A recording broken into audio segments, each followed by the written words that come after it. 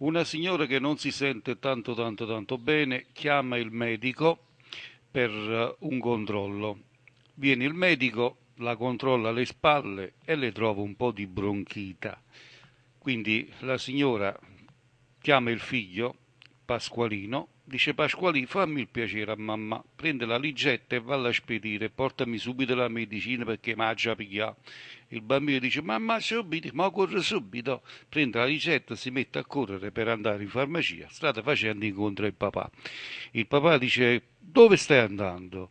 Dice ah, ragione, mamma non sta buona, aspetti la ricetta, ci ha dato il supposto dottore, ci ha da pigliare un supposto la mattina per 10 ore, così se leva, no? E il papà dice, vabbè Pasquale, fammi piacere, vicino alla farmacia c'è sta chi là che vende le armi, colpi per le pistole e così via. Pigliami una scatola di pistole, una scatola di colpi per la pistola, papà.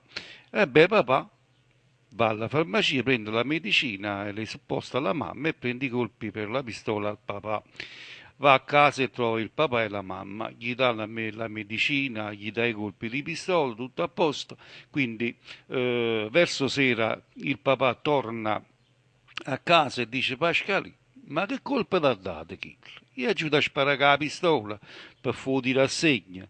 Ha sparato prima colpo, si è squagliato fuori la carne e è caduto in terra. O secondo colpo che ha sparato, si è squagliato e è caduto in terra. Ma che ti ha dato Kill? E il bambino fa, papà, state zitto, mamma con una scorreggia ci sono gatto.